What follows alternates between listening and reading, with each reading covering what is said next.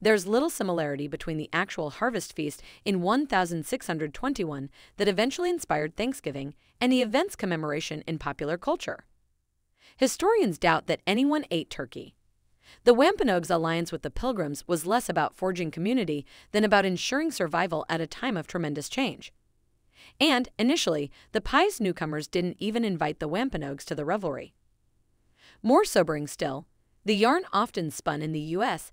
doesn't mention the fact that Indigenous peoples' encounter with English colonists was marked by incalculable loss from everything from genocide to disease and theft of land as a holiday. Thanksgiving began in 1637 when it was proclaimed by Governor John Winthrop of the Massachusetts Bay Colony to celebrate the safe return of the men who had gone to fight against the Pequot in Mystic, Connecticut. The journalist Matt Juul noted in 2014. Juul explained, "The fighting led to the enslavement and massacre of over 700 men, women and children from the New England-based tribe, a bloody precursor to what would be centuries of strife for Native peoples in the U.S.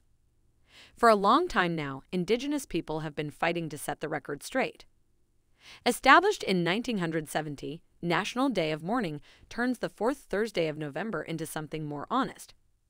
Many Indigenous people use the day not only to remember the suffering inflicted in the 1620s, but also to point out the struggles that Indigenous people continue to face today in the form of, on top of so much else, violence against women and girls. Here's more about this radical act of reclamation. What are the origins of National Day of Mourning? The day came about unexpectedly.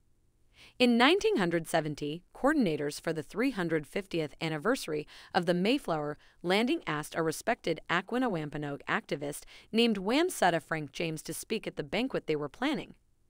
There are two federally recognized tribes of Wampanoag people.